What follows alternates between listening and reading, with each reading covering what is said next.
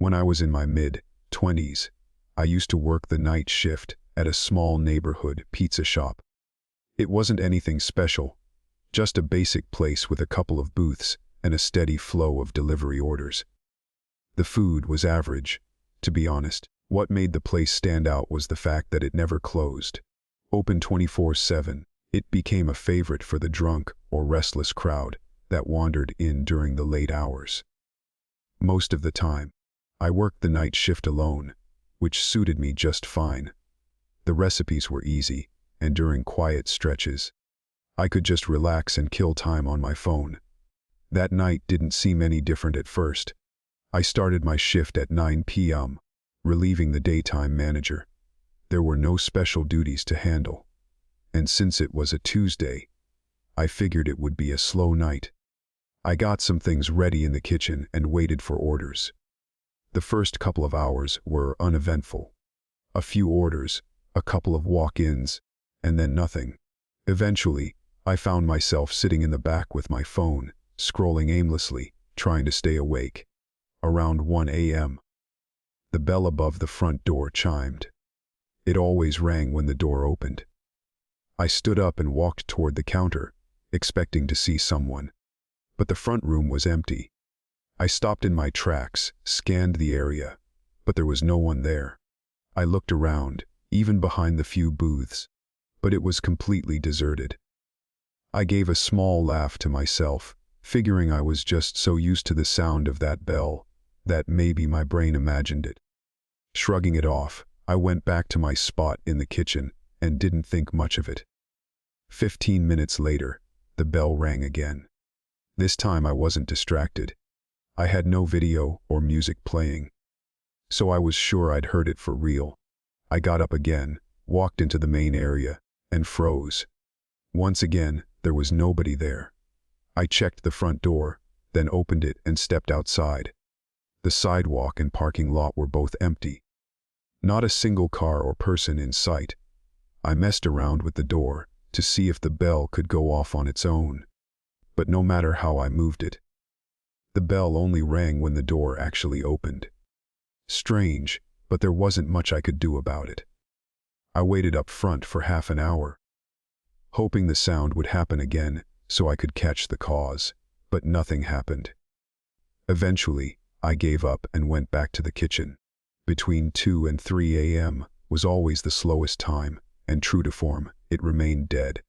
Only a few minutes after I sat back down, though. The bell chimed for a third time. This time, I didn't even bother getting up right away. I just stayed seated and listened closely. I heard nothing, no footsteps, no voices. Still, I called out, "Hello, someone out there." Silence. I figured the door must be malfunctioning somehow, and chose to ignore it. I stayed where I was and returned to whatever video I had playing on my phone. For the next hour, there were no customers. Nothing. Just complete silence. By 4 a.m., it was time to start getting the place ready for the morning shift. I got up and went to the front to count the cash in the register from earlier orders. While I stood there, something felt off. I couldn't shake the feeling that someone was watching me. I kept glancing between the empty dining area and the dark kitchen behind me, trying to shake the unease. I blamed the weirdness on the quiet night and the earlier doorbell sounds. I told myself it was almost over, just one more hour. Then, out of nowhere, I heard a heavy thud behind me. It was the kind of sound a boot makes when stepping hard onto a solid floor. My heart skipped. I spun around, and that's when I saw him. He was standing barely 6 feet away, a man dressed in filthy, torn black clothes. A dark hoodie covered most of his face, stopping just above his hollow, bloodshot eyes. Something about him was wrong. He didn't seem drunk. He looked vacant, like his mind wasn't there. In his left hand, he held a knife, his grip so tight his knuckles had gone white. I froze. I didn't move a muscle, hoping not to provoke him. He just stood there, not saying a word, not blinking. "Hey," I said cautiously. "Take the money. I don't care. Just don't hurt me." I was trying to sound calm, but inside I was panicking. He didn't move. He didn't speak. His eyes locked on mine like he wasn't seeing a person, but prey. The stillness made everything worse. He was clearly unhinged, and that meant anything could happen. The front counter was L-shaped, with a section that extended toward where he stood. To run for the front door, I'd have to move toward him and around the counter. Too risky. He could easily reach me before I got away. So instead, I leapt right over the counter. I hit the floor hard, scrambled to my feet, and bolted. I heard him come after me instantly, his footsteps pounding behind me. He was screaming, a horrible sound filled with rage and madness. I didn't look back. I ran out the front door, hoping I could make it to the road. My car was parked in the back, too far and too exposed. I just ran straight, hoping a car might pass and help. At some point, I stopped hearing him behind me. I didn't know when he gave up. I wasn't going to risk turning around to check. Eventually, I got far enough to call the police and waited under a streetlight until they arrived. It took them about 5 minutes to show up. By the time they went inside, the guy was gone. But he'd left his mark. The entire shop had been trashed. Broken glass, tossed shelves, smeared sauce everywhere. He'd slipped out through the back exit, the scariest part. He had carved deep scratches into the side of my car with his knife. They figured he'd been watching me from outside through the windows, using the bell as a way to distract or confuse me, slipping in unnoticed. That gap between the last time I heard the bell and when he appeared, it was almost an hour, which means he was probably inside the shop, hiding that whole time. What really gets to me is, I had no idea who he was. He looked like a complete stranger, but the way he acted made it seem personal. Maybe it was just bad luck, wrong place at the wrong time. I honestly don't know. He was never caught. I quit that job not long after. I didn't feel safe knowing he might come back. Story 20. The last delivery.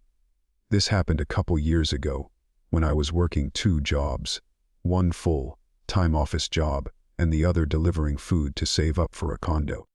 I do my 9 to 5 shift, then hit the road for deliveries in the evening.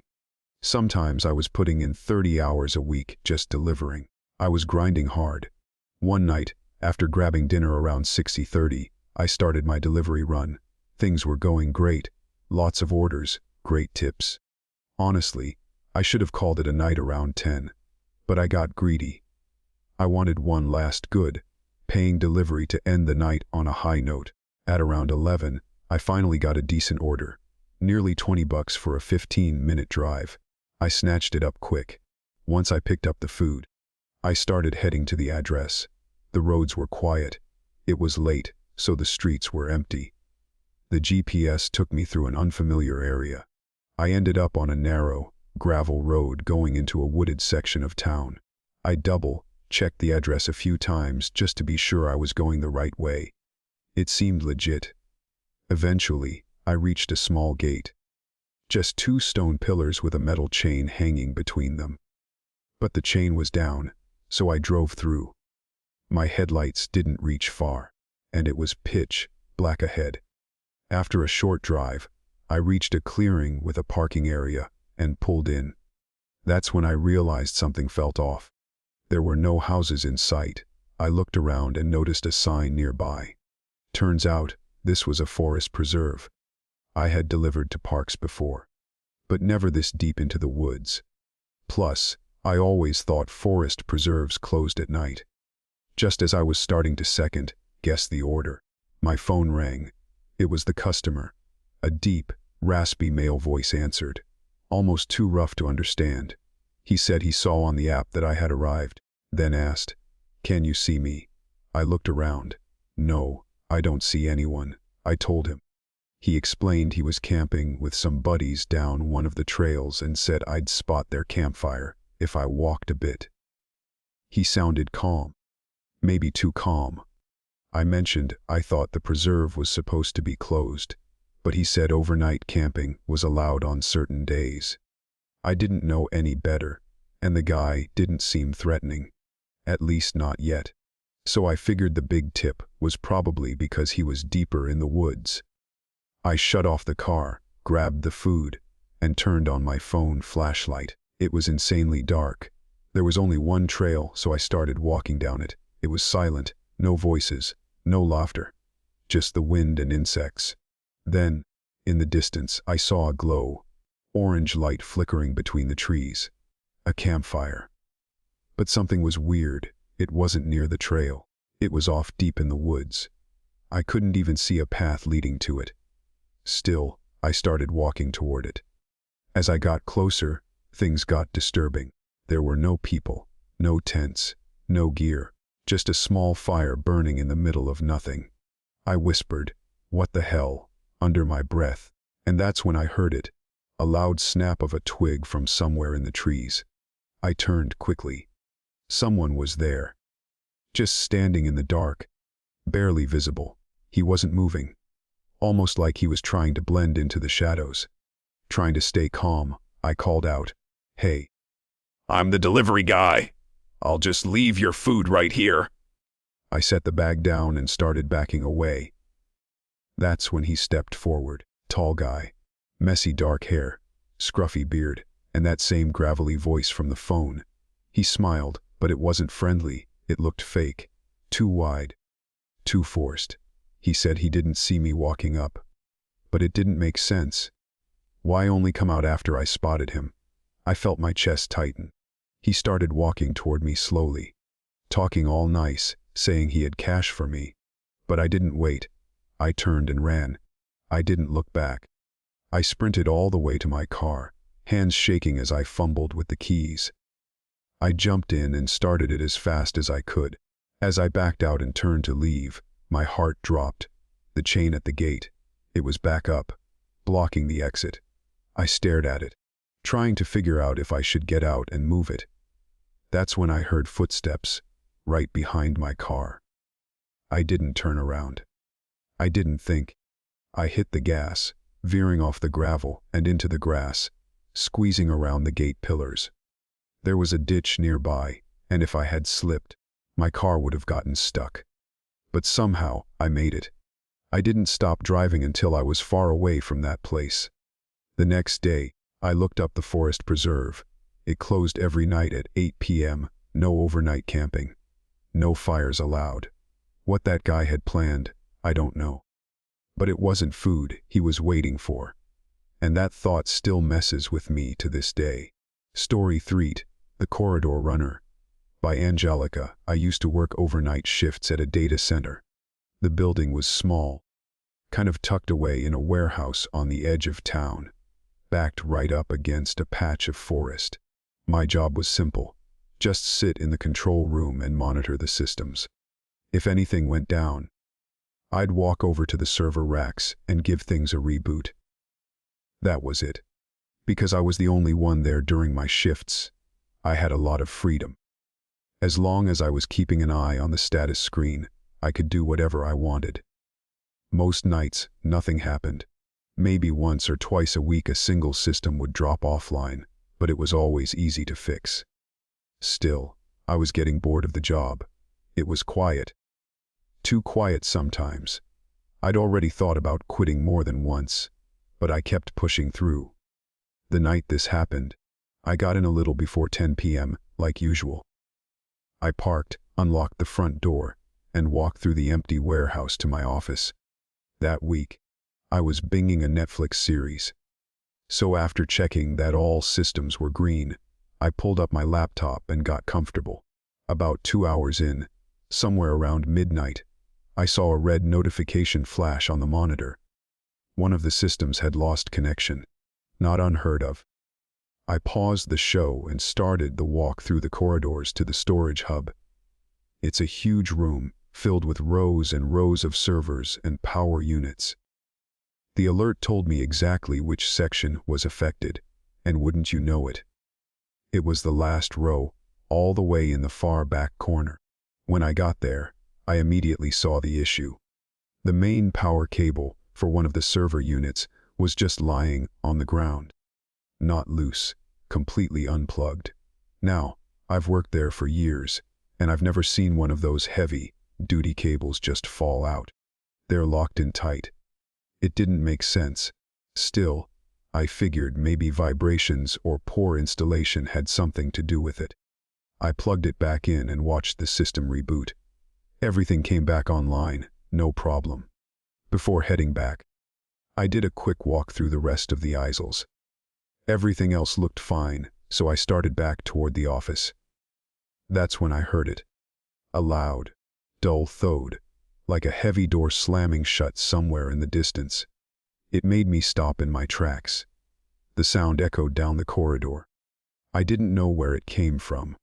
The warehouse was big, and the metal pipes in the walls sometimes made weird noises. But this didn't sound like the usual creaks or groans. It was sharp. It sounded intentional. I tried to shake it off. Back at my desk, I double-checked the systems and started watching my show again. But not even 5 minutes passed before something else happened. I heard footsteps, fast ones, like someone sprinting through the hallway just outside the office. It made my stomach drop. I stood up and opened the door. The corridor was empty. I walked slowly toward the end of the hallway and opened the next door. Just as I looked down the next corridor, I saw a door at the far end swinging shut. I froze. There was someone else in the building. My heart started pounding in my chest. I thought maybe it was security or a late-night delivery, but deep down, I knew better. No one else was supposed to be there. I moved slowly down the corridor and opened the next door. This one led into a hallway with several small office rooms, most of them unlit. I called out, "Hello, is someone in here?" No answer, just the sound of my voice echoing back. I stepped in further, barely breathing. The silence in that hallway felt wrong, like the air had gotten heavier. I started to get this overwhelming sense that I wasn't alone, that someone was watching me. I turned around, ready to head back to the safety of my office. But just as I did, one of the office doors burst open right next to me. A man came running out, fast. I only caught a glimpse, but I could tell he hadn't expected me to be there. He looked like he'd been hiding in that dark room. I didn't wait to find out more. I ran. I could hear his footsteps behind me, slamming against the concrete floor, as I sprinted through the corridor and down the stairs. I didn't risk getting cornered. I pushed through the fire exit and ran into the parking lot as fast as I could. By the time I got to my car, I was already calling the police. They arrived quickly and searched the entire building. Took them nearly half an hour, but the man was gone. Probably escaped out one of the other exits and disappeared into the woods behind the building. It didn't take long for everything to click. That server I had to reboot earlier. It was right near the back corner, exactly where someone might have been sneaking around. He must have knocked the power cable loose. He'd already been inside for who knows how long before I saw the alert. I never found out how he got in, or what he was even doing there. Security ran a full investigation and combed through the footage, but I was never told much. Maybe because I wasn't authorized, or maybe because what they found was too disturbing. All I know is that he wasn't supposed to be there, and I'm pretty sure he was ready to do whatever it took to keep me from finding him.